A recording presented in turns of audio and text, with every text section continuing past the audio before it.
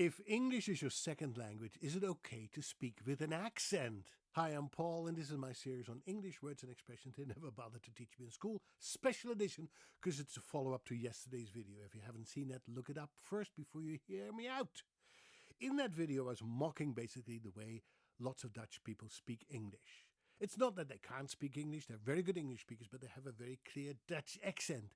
And I was making fun of the Dutch accent, partly for entertainment purposes, and partly to tell people that you may think that you speak very clear English, but your accent is not always as clear as you think it is, okay? Some people say, how come you daarbij, Paul? How come you daarbij? We don't speak like this anymore. This is so silly of you to do this, and don't mock us. It's not nice to make fun of the Dutch people. You're Dutch yourself. What makes it out what accent you have? What makes it out? What maakt it out? What do you care what accent someone has? Well, I said, I love myself a good accent. I'm very keen on Irish accents. I love when somebody speaks with a Spanish accent or an Italian accent or a French accent. As long as I can understand what you're saying, it's okay with me. It's all about intelligibility, the ability to be understood. And sometimes the Dutch accent is so thick, I mean thick, not sick, but thick, that people miscommunicate. They say one thing and people who listen to them understand another. I just said it, the difference between sick and thick, right? That's a big difference. And you say, well, that's not a big problem when you order an ice cream cone. No, it's not. But if you are a politician and you conduct negotiations, that's very important that you're clearly understood. If you're a general on the battlefield and you give the command to bomb a certain area and you're not clear, your instructions being understood clearly can mean the difference between life and death. Or let's say you have to phone in a medication. If you're not clear on the right dosage, that could cause big problems. And when we think about it, lots of problems in the world today boil down to miscommunication between people, between partners, between parents and their kids, between politicians. And if only they would be able to clearly communicate their intentions, I think we would have a lot less problems and misunderstandings in the world. Wouldn't that be a good thing? So I'm not here to say, well, you have to speak that foreign language with a very clear, a very posh accent. I'm not expecting you, if English is your second language, that you speak like someone who's been to the Shakespeare Academy or to the Royal Shakespeare Company and speaks English like Sir Ian McKellen. No, not at all. I'm not asking that of you. Nobody speaks like that anymore. No, not. But you have to be clearly understood in order to avoid miscommunication. No, was a friend of mine. She's French, and she lived in the Netherlands and she made an effort to speak Dutch, but her accent was very heavy. And she came back from the bakery the other day and she said, everybody was laughing at me. I didn't know, I didn't like that at all. Everybody was so mean to me because I ordered something and they all started laughing at me. I said, what did you order? Well, she said, 2 bolletjes manzaat. 2 bolletjes manzaat. She wanted to say 2 bolletjes maanzaad. And I'm not going to translate the whole thing, but 2 bolletjes manzaat means 2 testicles, really. So she was ordering 2 testicles. No wonder where everybody laughed. But, that's a difference in accent, in pronunciation, and you can get hilarious results, but it can also be very embarrassing. So a friend of mine who is a fellow voice actor is making a living by teaching politicians, artists and CEOs how to speak English. And these people have been speaking English for most of their lives. They have a very high education, very highly educated, and yet they feel the need to learn how to communicate more clearly in a foreign language because they know that, first of all, it makes them more marketable. If you know how to conduct yourself properly across borders, you can be more easily understood. It will give you more jobs. You'll be able to create better business deals and to negotiate political deals as well.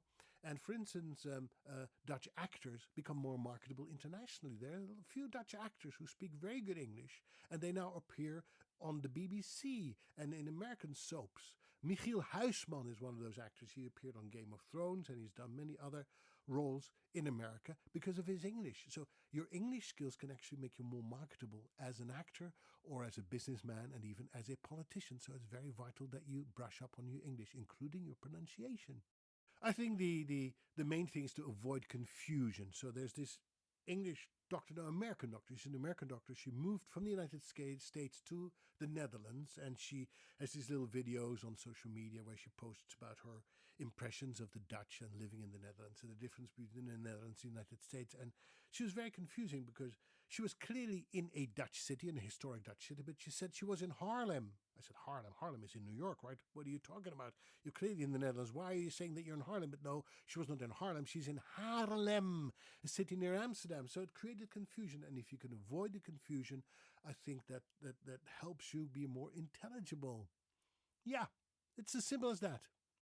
It's not just the accent, by the way. It's also the way you use your vocabulary. Because some Dutch people have the tendency to speak Dinglish. They use Dutch words in English phrases, and I know I've talked about this story before, but it's fun repeating. My wife and I were many years ago in a very posh restaurant in the heart of London. At the end of the very expensive and very delicious meal, the stuck-up, stiff upper-lip waiter came and asked if everything was according to our wishes. And my wife said, "I think you have a great cock. My compliments to your cock."